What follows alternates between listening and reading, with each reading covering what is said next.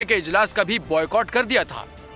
अहम खबर है, हुकूमत की कश्ती डगमगाने लगी, माशी हालात खराब हो गए, इत्तेहादी भी आंखें दिखाने लगे हैं। एमक्यूएम के वफ्द की वजीर आजम से मुलाकात में पीपल्स पार्टी के खिलाफ शिकायत के दफ्तर खुल गए। एमक्यूएम वफ्द खालिद मकबूल की क़यादत में वजीर आजम हाउस पहुंचा। वफ्द में गवर्नर सिंध कामरान टिसोरी भी शामिल थे।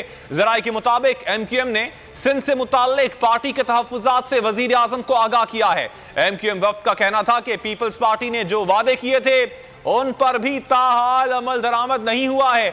इसी हवाले से मजीद तफसीलात मालूम कर लेते हैं। बोल न्यूज के नुमाइंदे फाहद चौधरी हमारे साथ मौजूद। बताइएगा, इत्तेहादियों के तहफ्फुज़ात हैं क्या?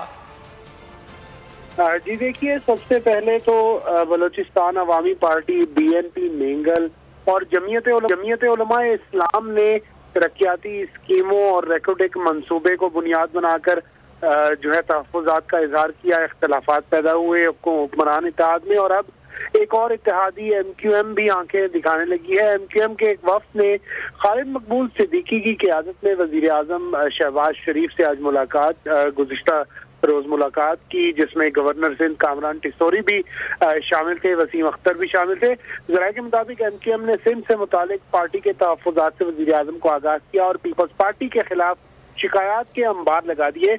ये कहना था MQM के वफ्द का कि कराची के बल्दियाती इंतखाबात में फ्लेक्सेस और बैनर्स उतारे जा रहे हैं, पॉपुलैरिटी जो है MQM की उसको कम करने की कोशिश की जा रही है और पीपल्स पार्टी ने जो वादे किए थे ताहाल उन पर अमल दरामद। ठीक फहद, आपने अपडेट किया, इसका शुक्रिया।